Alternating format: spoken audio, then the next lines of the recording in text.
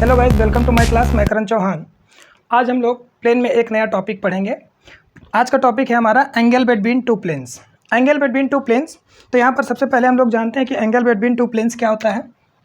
Angle between two planes, आज का topic जो है हमारा एंगल बिटवीन टू प्लेन्स, दो प्लेन्स के बीच का एंगल। तो यहाँ पर ध्यान दीजिए आप लोग, यहाँ पर देखिए, मान लीजिए हमारे पास एक प्लेन ये है, एक प्लेन ये है और एक प्लेन ये है। ये दो प्लेन है हमारे पास। इन दोनों प्लेन के बीच का एंगल ये थीटा होगा। इस एंगल को हमको फाइंड आउट करना है। तो इस एंगल को सबसे पहली बात आप समझिए कि यहाँ पर जो एंगल बिटवीन टू प्लेन्स है, इसको हम लोग डिफाइन कैसे करते हैं। Angle between two planes, angle between two planes, angle between two planes is defined as angle between their normals। यहाँ पर दो प्लेन के बीच का एंगल जो डिफाइन है, इन दोनों प्लेन्स के बीच का क्या है, angle between two planes is define as the angle between their normal. तो यहाँ पर दोनों प्लेन के बीच का जो एंगल है, उस एंगल को हम लोग क्या कह सकते हैं कि इन दोनों प्लेन के नॉर्मल के बीच का एंगल। तो यहाँ पर देखिए, एक प्लेन हमारे पास ये है। इस प्लेन का इक्वेशन है, मान लीजिए r.n1 plus d1 is equal to 0। ये हमारे पास r.n1 plus d1 is equal to 0 इस प्लेन का इक्वेशन है। और इस प्लेन का इक्वेशन है हमारे पास r.n2 plus d2 is equal to 0। ये जनरल इक्वेशन ऑफ प्लेन है आपस। r.n2 plus d2 is equal to 0 इस प्लेन का इक्वेशन है। तो इस प्लेन पर जो नॉर्मल है, यहाँ पर हमारे पास ये n2 है ये, और इस प्लेन पर ये जो नॉर्मल है n1 ये है। तो यहाँ पर आप लोग ध्यान से देखिए, हमारे पास एक प्लेन ये है और एक प्लेन ये है। तो ये थीटा जो है एंगल दोनों प्लेन के बीच का है। तो यहाँ पर ध्यान से देखिए, अगर हम भैया यहाँ पर क्या करते हैं, इस प्लेन का नॉर्मल खींचें तो ये होगा, ये इस प्लेन का नॉर्मल यहाँ पर ये 90 डिग्री। क्लियर है, ये n1 है, ये n1, और इस प्लेन पर जो नॉर्मल होगा यहाँ पर, ये मान लीजिए ये कोई प्लेन था, इस पर ये नॉर्मल, तो यहाँ पर ये नॉर्मली होगा। क्लियर है, यहाँ पर क्या होगा, ये नॉर्मली होगा इस प्लेन पर। तो यहाँ पर ये एंगल अगर थीटा है तो ये 90 डिग्री हुआ। तो ये एंगल हमारे पास कितना होगा भैया, 90 माइनस थीटा डिग्री हो जाएगा। तो हमारे पास ये एंगल कितना हो जाएगा, ये एंगल कितना हो जाएगा हमारे पास, थीटा डिग्री हो जाएगा। क्योंकि अगर ये 90 डिग्री है, क्योंकि इस प्लेन पे 90 डिग्री है, तो ये पूरा एंगल 90 डिग्री, तो एंगल थीटा डिग्री हो गया। यानी कि ये एंगल किसके बराबर, थीटा डिग्री। और ये क्या है, यहाँ से ये n2 है और ये n1 है। तो यहाँ पर n2 और n1 के बीच का एंगल फाइंड आउट करना है। n2 और n1 के बीच का ही एंगल हमको फाइंड आउट करना है, थीटा। तो इसका मतलब हम लोग यहाँ से क्या डिफाइन कर सकते हैं, angle between two planes is defined as the angle between their normals. यहाँ पर दो प्लेन के बीच का जो एंगल है, उसको हम लोग कैसे डिफाइन कर सकते हैं, angle between their normals, angle between their normals. Clear है, तो यहाँ हमें थीटा फाइंड आउट करना है। तो हम लोग वेक्टर में भी पढ़ चुके हैं कि एंगल बिटवीन टू वेक्टर्स, दो वेक्टर्स के बीच का एंगल जो होता है क्या होता है, ए, मान लीजिए एक कोई वेक्टर ये ए है, यहाँ पर एक कोई वेक्टर ये ए है और ये वेक्टर कोई बी था। क्लियर है, और इन दोनों के बीच का एंगल थीटा था। तो यहाँ से हम लोग क्या पढ़े हैं, cos theta is equal to A dot B upon mod of A mod of B. या ऐसे आप कह सकते हैं, दो वेक्टर का dot product A dot B is equal to mod of A और mod of B cos theta. Clear है, mod of A mod of B cos theta. तो यहाँ से cos theta angle between two vectors कितना हो जाएगा, A dot B upon mod ए और ये मॉड बी।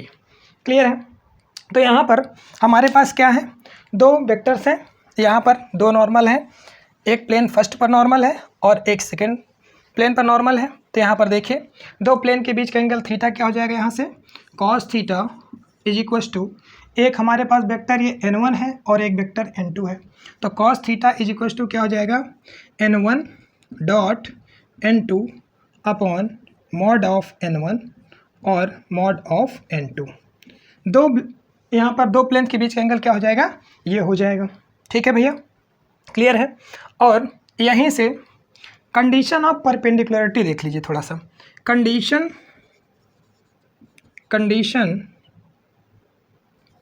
ऑफ परपेंडिकुलरिटी या परपेंडिकुलरिटी ऑफ टू प्लेन्स, दो प्लेन्स की परपेंडिकुलरिटी। यहीं पर अगर दोनों प्लेन क्या हो जाएंगे, एक दूसरे पर परपेंडिकुलर हो जाएंगे, यानी कि यहाँ पर देखिए एक प्लेन ये है और एक प्लेन ये है। ये प्लेन हमारे पास r dot n1 plus d1 is equal to 0 है, और ये प्लेन जो हमारे पास r dot n2 plus d2 is equal to 0 है। तो इस प्लेन पे नॉर्मल भैया ये होगा और इस प्लेन पे नॉर्मल ये होगा। क्लियर है? तो दोनों प्लेन के बीच का एंगल जो है 90 डिग्री है, यानी कि एंगल बिटवीन टू प्लेन कैसे कह सकते हैं हम लोग, angle between two plane is defined as the angle between their normals. तो यहाँ पर दोनों के नॉर्मल के बीच का एंगल कितना हो जाएगा भैया, 90 डिग्री हो जाएगा, यानी कि ये नॉर्मल वेक्टर n1 है और ये नॉर्मल वेक्टर n2 है। इन दोनों के बीच का एंगल कितना हो गया, 90 डिग्री। तो यहाँ पर cos 90 हो जाएगा, cos थीटा की वैल्यू कितनी है, 90 डिग्री। तो यहाँ पर क्या cos 90 हो जाएगा, cos 90 is equal to n1 dot n2 upon mod of n1 and mod of n2। Clear है? और cos 90 हमारे पास 0 हो जाएगा, यानी कि cos 90 0 होने का मतलब ये क्वांटिटी सर मल्टीप्लाई होकर 0, यानी कि हमारे पास n1 dot n2 is equal to 0 आ गया। तो ये कंडीशन ऑफ परपेंडिकुलरिटी है, यानी कि दो प्लेन को हमें परपेंडिकुलर दिखाना है तो उनके नॉर्मल्स का डॉट प्रोडक्ट क्या हो जाएगा, 0 हो जाएगा। क्लियर है? दो प्लेन को अगर हमें परपेंडिकुलर दिखाना है तो दोनों के नॉर्मल का डॉट प्रोडक्ट क्या हो जाएगा, 0 हो जाएगा। और देखिए यहाँ पर कंडीशन ऑफ पैरेललिज्म भी देख लीजिए आप लोग। कंडीशन ऑफ पैरेललिज्म, अगर यहीं पर हमारे पास एक प्लेन ये है, ये प्लेन है और एक प्लेन ये है, यहाँ पर ध्यान से देखिए ये दोनों प्लेन पैरेलल हैं। दोनों प्लेन पैरेलल का मतलब इसका नॉर्मल ये होगा, इसका नॉर्मल ये होगा। दोनों प्लेन पैरेलल का मतलब कि दोनों के नॉर्मल भी आपस में क्या होंगे भैया, पैरेलल होंगे। दोनों प्लेन पैरेलल का मतलब जैसे देख लीजिए एक प्लेन ये है हमारे पास, एक प्लेन ये है, ये दोनों प्लेन पैरेलल हैं। ये दोनों प्लेन पैरेलल हैं तो इनके बीच का जो नॉर्मल है ये भी क्या होगा, आपस में भैया पैरेलल ही होगा। क्लियर है? यहाँ पर ये दो प्लेन हैं, ठीक है, ये दो प्लेन हैं, इनके बीच का जो इसका नॉर्मल डाउनवर्ड और इसका नॉर्मल अपवर्ड, तो दोनों के नॉर्मल भी क्या होंगे, पैरेलल होंगे यहाँ पर। क्लियर है? तो यहाँ पर क्या हो जाएगा, और दो वेक्टर्स यहाँ पर मान लीजिए ये अगर ये प्लेन r डॉट n1 और plus d1 is equal to 0 है और ये प्लेन हमारे पास r dot n2 plus d2 is equal to 0 है, तो यहाँ पर इसका जो नॉर्मल वेक्टर हो जाएगा ये n1 है और इसका जो नॉर्मल वेक्टर है ये n2 है, और ये आपस में दोनों क्या है, पैरेलल हैं।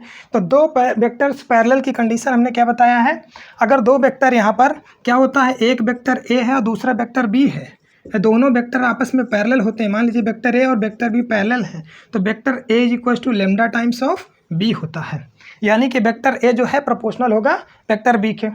क्लियर? तो यहाँ से क्या हो जाएगा, यहाँ से कंडीशन ऑफ पैरेललिज्म,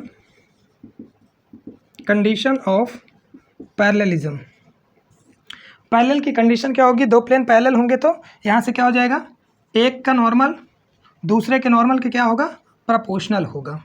क्या होगा भैया, प्रोपोर्शनल होगा, यानी n1 is equal to lambda times of n2 होगा। ठीक है, ये तो रहा वेक्टर फॉर्म में। अब हम थोड़ा सा देख लेते हैं कार्टेशियन फॉर्म में इसी को। तो यहाँ पर देखिए कार्टेशियन फॉर्म में यहाँ पर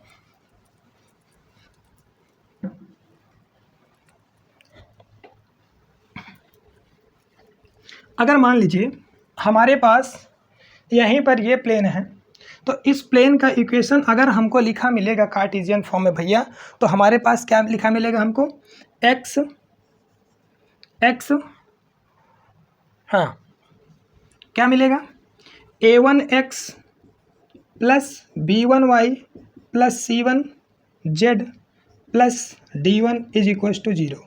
यही प्लेन हमारे पास ये कार्टेशियन फॉर्म में लिखा मिलेगा, और ये प्लेन हमारे पास कैसे मिलेगा, a2x plus b2y plus c2z plus d2 is equal to 0। हमारे पास ये प्लेन कार्टेशियन फॉर्म में इस तरीके से लिखे मिलेंगे।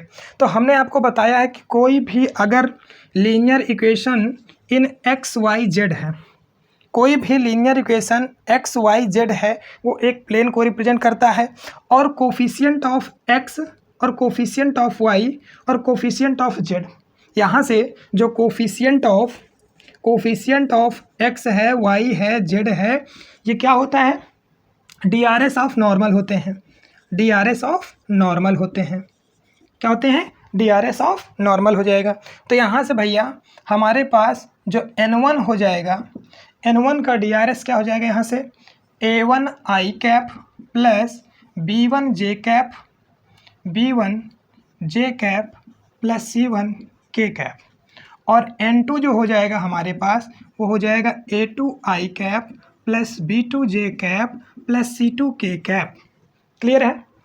अब देखिए आप यहाँ पर अभी हमने दो प्लेन के बीच का एंगल कॉस थीटा क्या डिफाइन किया, N1 dot N2 upon mod of N1 mod of N2, ये वेक्टर फॉर्म में।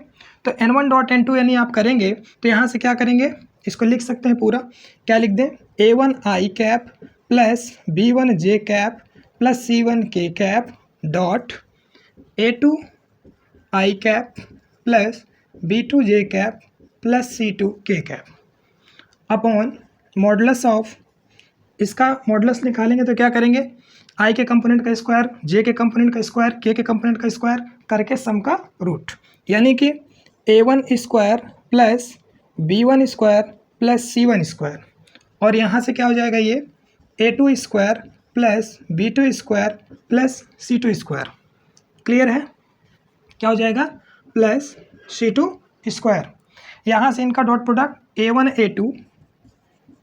A2 plus B1 B2 plus C1 C2 upon over root A1 square plus B1 square plus C1 square over root A2 square plus B2 square plus C2 square.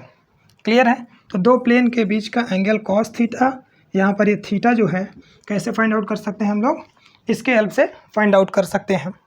Clear है। और यहीं पर condition of perpendicularity क्या हो जाएगा, condition of perpendicularity, condition of perpendicularity, दो plane के perpendicularity condition हमने अभी क्या बताया आपको कि दोनों के नॉर्मल का डॉट प्रोडक्ट क्या होगा, 0 होगा, यानी कि क्योंकि यहाँ पर क्या हो जाएगा, cos 90 हो जाएगा, cos 90 की वैल्यू 0, तो ये 0, ये पूरी क्वांटिटी 0 के साथ मल्टीप्लाई करके 0 हो जाएगा। हमारे पास क्या आएगा, यहाँ से ये आएगा A1 A2 plus B1 B2 plus B1 B2, क्या होगा भैया, B1 B2 प्लस क्या लिख रहे हैं, A1 A2 plus B1 B2 plus C1 C2 is equals to 0। ये कंडीशन ऑफ परपेंडिकुलरिटी हो गई। और यहीं पर हमारे पास कंडीशन ऑफ पैरेललिज्म की क्या हो जाएगी, कंडीशन ऑफ पैरेललिज्म, पैरेललिज्म की कंडीशन हमने क्या बताया आपको कि N1 जो है, वेक्टर N1 जो है इज इक्वल्स टू हो जाएगा लेमडा टाइम्स ऑफ N2। तो N1 हमारे पास क्या लिखा है भैया, A1 I cap plus B1 J cap, B1 J cap plus C1 K cap is equal to lambda times of A2 I cap plus B2 J cap plus C2 K cap. Clear है। तो यहाँ से क्या हो जाएगा, एक line और solve कर दें हम, A1 I cap plus B1 J cap, B1 J cap plus C1 K cap is equal to lambda A2 I cap lambda B2 J cap plus lambda C2 K cap. तो यहाँ पर दो vector आपस में बराबर, यानी का I का कंपोनेंट I के बराबर हो जाएगा। यहाँ से A1 किसके बराबर होगा भैया, लेमडा A2 के, और क्या हो जाएगा, B1 हो जाएगा लेमडा B2 के, और C1 जो होगा लेमडा C2 के बराबर। क्लियर। तो यहाँ से क्या हो जाएगा, A1 upon A2 is equals to B1 upon B2, B1 upon B2, B1 upon B2 is equals to C1 upon C2 is equals to lambda. यानी कि दोनों के नॉर्मल प्रोपोर्शनल होंगे। तो यहाँ पर क्या होगा, अगर ये वेक्टर जो ये हमारे पास एक प्लेन ये है a1x plus b1y plus c1z plus d1 is equal to 0 और यहाँ से a2x plus b2y plus c2z और plus d2 is equal to 0, यहाँ पर हमारे पास ये दोनों प्लेन लिखे हुए हैं। अगर और यहीं पर ये दोनों प्लेन हमारे पास अगर पैरेलल हैं तो इनका जो यहाँ पर x y z का कोफिशिएंट है यानी कि प्लेन के नॉर्मल्स का DRS यहाँ पर क्या होगा, प्रोपोर्शनल होंगे एक दूसरे के। यानी कि क्या हो जाएगा, a1/a2 is equal to b1/b2 is equal to c1/c2, या आप a2/a1 भी कह सकते हैं। a2/a1 is equal to b2/b1 is equal to c2/c1। Clear है। चलिए आइए देखते हैं, हम लोग इसी से क्वेश्चन कर लेते हैं, फिर उसके बाद हम लोग नेक्स्ट टॉपिक भी डिस्कस करेंगे यहाँ पर।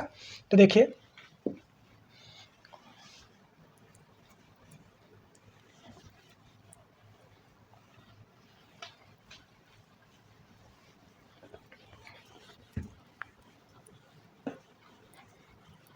क्वेश्चन है भैया हमारे पास, find the angle between the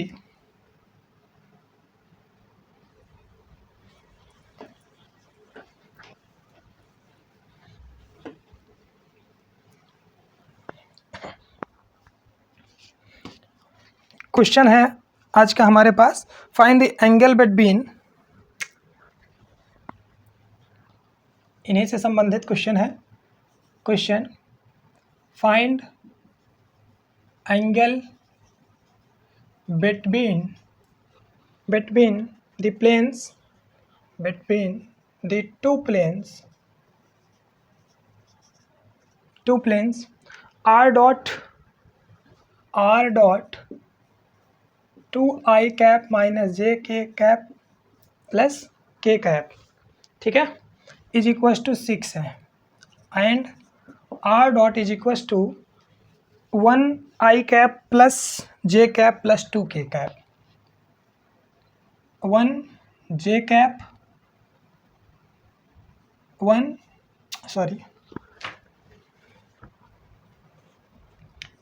cap है प्लस j कैप है प्लस 2k कैप है इज इक्वल टू 5। ये हमारे पास दो प्लेन है, यहाँ पर दोनों प्लेन का इक्वेशन हमारे पास वेक्टर फॉर्म में लिखा हुआ है r dot n1 plus d1 is equal to 0। तो यहाँ से हमारे पास n1 भैया ये है और n2 क्या है, ये है। क्लियर है। तो यहाँ पर ये n1 है हमारे पास 2i cap minus j cap plus k cap, और n2 प्लेन हमारे पास ये है i cap plus j cap plus 2k cap. ये दो प्लेन हैं और दोनों प्लेन के बीच का एंगल जो होगा cos theta is equal to, हमने पढ़ा है n1 dot n2 upon mod of n1 और मॉड ऑफ n2। क्लियर। यहाँ से क्या हो जाएगा, n1 की वैल्यू हमारे पास लिखेंगे 2i cap minus j cap plus k cap dot n2 i cap plus j cap plus 2k cap, ये डॉट है, इनका मॉड निकालेंगे, क्या हो जाएगा भैया, यहाँ से 4 + 1 + 1 और यहाँ से क्या हो जाएगा 1 1 जा 1, 1 1 जा 1, 2 2 जा 4, ये कितना हो गया यहाँ से, देखिए cos theta is equal to 2 1 जा 2 माइनस 1 1 जा माइनस का 1 और प्लस 2 अपॉन ये 4 1 5 और ये 6 root six into root six आ गया। क्लियर है। ठीक है। तो यहाँ से क्या हो जाएगा, 2 में से 1 गया 1, 1 + 2 3 अपॉन 6, 3 1 जा 3 2 जा 6, यानी कि cos theta is equal to हमारे पास क्या आया, cos theta is equal to 1/2 और थीटा की वैल्यू, cos थीटा की वैल्यू 1/2 कहाँ पर होता है, cos theta is equal to cos π/3 यानी कि cos 60 डिग्री। ठीक है। तो यहाँ से कितना आ जाएगा भैया हमारे पास, बोलिए, थीटा इज इक्वल टू π/3 या 60 डिग्री। दो प्लेन के बीच का एंगल हमारे पास theta is equal to 60 degree आ गया। ठीक है। यहीं पर अब हम क्या करते हैं, एक बार कार्टेशियन फॉर्म में भी देख लेते हैं। कार्टेशियन फॉर्म में find the angle between the two planes, दो प्लेन के बीच का एंगल कार्टेशियन फॉर्म में।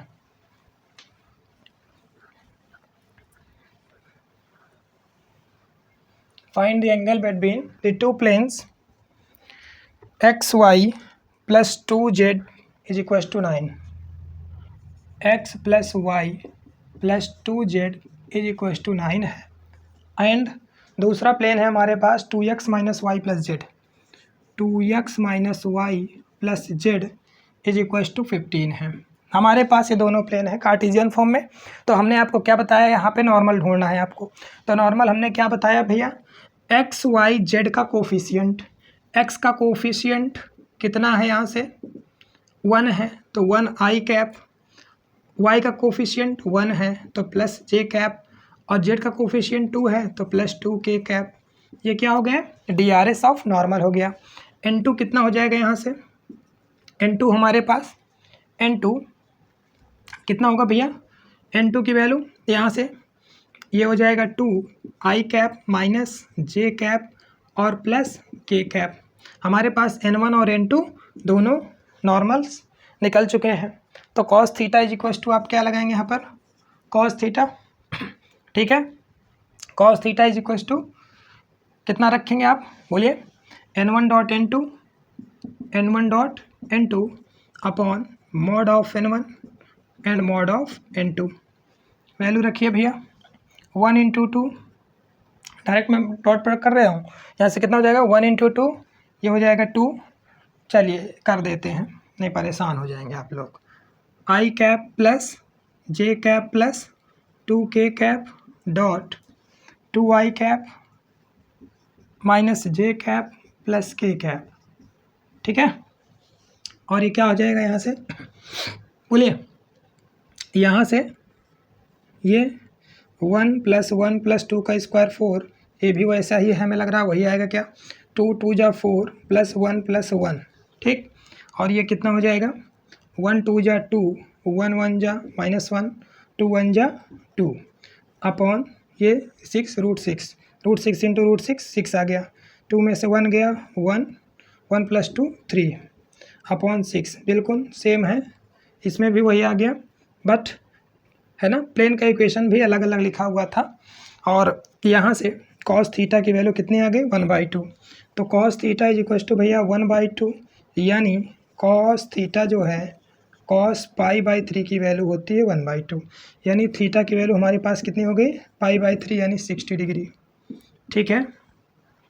हमारे पास थीटा यहाँ पर दो प्लेन के बीच का एंगल कितना आ गया 60 डिग्री आ गया, दो प्लेन के बीच का एंगल क्या आया 60 डिग्री आ गया, ठीक है। तो ये कार्टेशियन फॉर्म में भी है। तो यहाँ पर आप लोग परेशान होने की ज़रूरत नहीं है, आप लोग ऐसे भी कर सकते थे इसको। यहाँ से देखिए A1 है भैया, A1 की वैल्यू कितनी है, यहाँ से 1 है, A2 की वैल्यू निकाल लीजिए, सॉरी A1 और B1 निकालिए, तो A1 B1 भी हमारे पास 1 है, C1 निकाल लीजिए तो ये 2 है, ठीक है। और A2 निकाल लीजिए 2 है, B2 निकाल लीजिए यहाँ से, B2 की वैल्यू -1 और C2 की वैल्यू 1, ठीक है। तो आप ये भी कर सकते थे, तो यही वाला फॉर्मूला आप अप्लाई कर सकते थे, क्या A1 A2 plus B1 B2 plus C1 C2 upon over root A1 square plus B1 square plus C1 square plus sorry into A2 square plus B2 square plus C2 square, ठीक है। इसमें आपको हैरान होने की ज़रूरत नहीं है कि कार्टेशियन फॉर्म में ऐसा था या ऐसा ही कर दिया तो उसी के तरीके हुआ, तो ऐसा कोई वो नहीं है, आप ऐसे कर सकते हैं, आपकी इच्छा है। अगर आप ऐसा करना चाहते हैं तो यहाँ पर ये कर सकते हैं, ठीक है।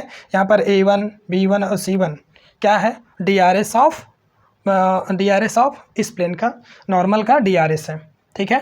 ये जो प्लेन फर्स्ट है इस प्लेन फर्स्ट के नॉर्मल का DRS और ये प्लेन सेकंड के नॉर्मल का DRS A2 B2 C2, clear. तो आप इससे भी कर सकते हैं, जो आपको अच्छा लगे आप उसको कर सकते हैं, ठीक है। तो एक क्वेश्चन और देखिए भैया, कहता है so that the planes this and this are at right angle. दो प्लेन को हमको क्या दिखाना है, यहाँ पर राइट एंगल दिखाना है, दो प्लेन्स को परपेंडिकुलर दिखाना है। तो दो प्लेन को परपेंडिकुलर दिखाने का मतलब दोनों के नॉर्मल का डॉट प्रोडक्ट 0 आना चाहिए। दो प्लेन के नॉर्मल का अगर डॉट प्रोडक्ट यहाँ पर 0 आ गया तो हम लोग ये कह सकते हैं कि दोनों प्लेन आपस में क्या हैं, परपेंडिकुलर हैं, ठीक है। तो यहाँ पर दो प्लेन्स को हमें क्या दिखाना है, परपेंडिकुलर। तो दो प्लेन्स को परपेंडिकुलर दिखाने के लिए दोनों के नॉर्मल्स का डॉट प्रोडक्ट 0 दिखाना है ना। हमने कंडीशन ऑफ परपेंडिकुलरिटी यही पढ़ी है। तो so that the planes, question है so that the planes 2x plus 6y and plus 6z,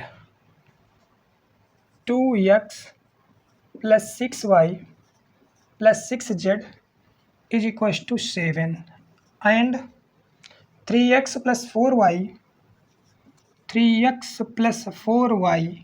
minus 5z is equals to 8 are at right angle, are at right angles. यहाँ पर हमारे पास ये दो प्लेन हैं, क्या है, एक प्लेन ये है और एक प्लेन ये है। इन दोनों प्लेन को हमें क्या करना है, ये दिखाना है कि दोनों प्लेन एक दूसरे पर क्या है, परपेंडिकुलर हैं। तो दो प्लेन को परपेंडिकुलर दिखाने के लिए भी एक प्लेन ये है हमारे पास r dot n1 plus d1 is equals to 0 और इस प्लेन ये r dot n2 plus d2 is equals to 0। तो यहाँ पर इसका जो नॉर्मल वेक्टर है n1, इसका नॉर्मल वेक्टर n2, ये दोनों आपस में परपेंडिकुलर, यानी कि cos 90 हो गया, ठीक है ना। चलिए डायरेक्ट बता देते हैं, cos 90 की वैल्यू 0, यानी कि n1 डॉट n2 अगर निकालें तो ये 0 आना चाहिए। तो यहाँ पर क्या करेंगे, दोनों का डॉट प्रोडक्ट करेंगे। तो यहाँ पर n1 क्या होगा बताइए, DRS of normal of plane this, इस प्लेन के नॉर्मल का DRS, भाई x y z का कोफिशिएंट जो होगा वही तो DRS होता है नॉर्मल का। तो यहाँ से क्या हो जाएगा, x का कोफिशिएंट 2 i कैप हो जाएगा और y का coefficient 6 j cap plus 6 k cap. ये हमारे पास इस प्लेन का नॉर्मल हो गया। इस प्लेन का नॉर्मल निकाल लीजिए, यहाँ पर क्लियर है, क्या हो जाएगा 3i cap plus 4j cap minus 5k cap, ठीक है।